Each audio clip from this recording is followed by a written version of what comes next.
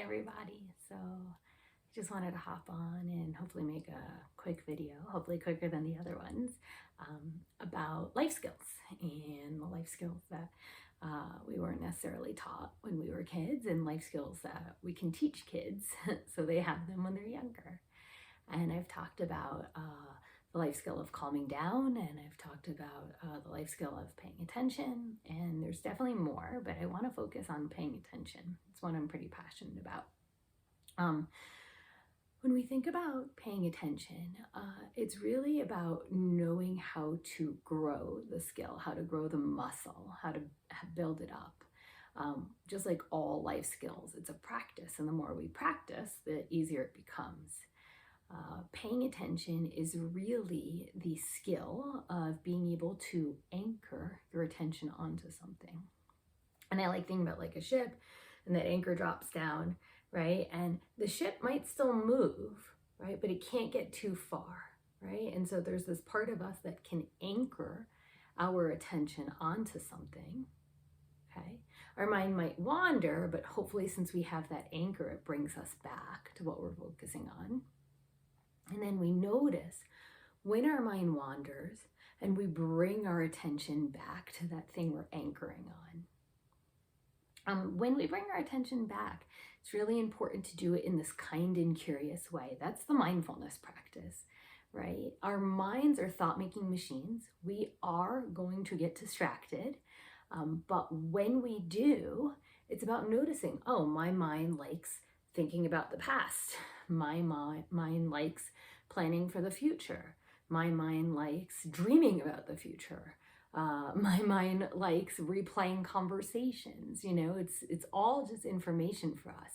And then when we notice our mind wanders, we bring it back to our anchor, back to that spot. And I remember listening to a talk by like Jack Kornfield at some point. And Jack Kornfield shared the analogy of like when you're training a puppy to stay, right? You put the puppy down, you say stay, and at some point that puppy is curious, it's gonna wander off. Now, when it wanders off, you don't like pick up the puppy and beat it up and scream at it, right? I hope not, please don't. You just pick the puppy back up and you bring it back to where you want it to go and you say stay. And the same thing with our minds. We're asking our minds to stay. And when our minds wander, because they will, that's what they do, right? It's that same kindness, that gentleness when we bring the puppy back that we bring our mind back with. When you choose what you want to focus on to help anchor your mind to the present moment, you can do stuff like sound. You can listen to music, you know, give yourself a 3-minute, 4-minute song, sit, listen to the music, notice when your mind wanders. And if you pick music from your childhood, right? If I listen to 90s music, my mind's going to be all over the place with all these memories of things coming up. It can be instrumental music as well. You notice when your mind wanders away from the sounds and you bring it back. Some people listen to just like repetitions of, you know, the sound of a singing bowl, or, you know, sound of a gong, noticing when your mind wanders, bring it back. You can look at stuff. You can focus your attention on sight, on something to see. Notice when your mind wanders away from that thing you're focusing on and bringing it back.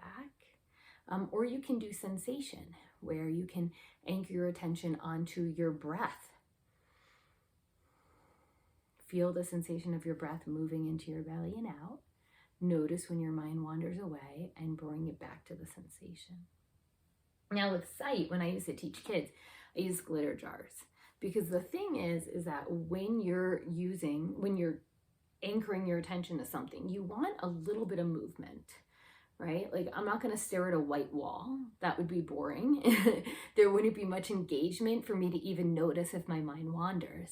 But when I anchor my attention onto something like moving glitter, or there's those sand jars and stuff, when I anchor my attention onto that little bit of movement will keep my mind engaged. And then also when I'm not thinking about the glitter, I can just be like, oh, I'm not thinking about glitter. And I bring my attention back. And I can do the same with my heartbeat. And so when you practice this, just know it might be challenging. It might be frustrating. Your mind might be all over the place. And that's okay, because it's just building the muscle. Every time, like you lift up a weight and you bring it down, it makes your muscle a little bit stronger. Every time you notice that your mind wanders and you bring it back, makes your focus muscle stronger.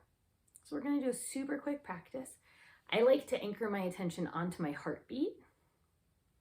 I notice whenever I'm not thinking about my heartbeat, and I bring my attention back. I like to close my eyes. It helps me focus. So you can try this with me. You can try your heartbeat. You can try your breath.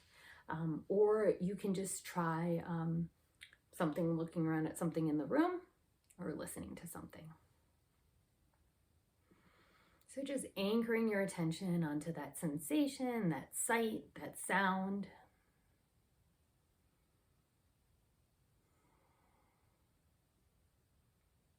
Noticing when your mind wanders.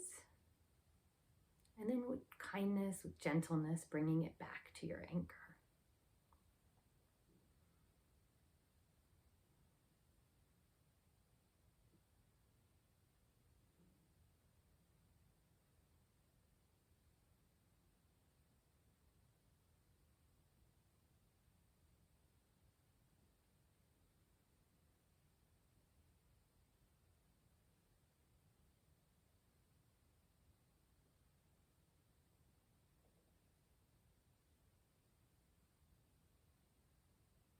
And then just take a pause and notice, what was it feeling like to focus?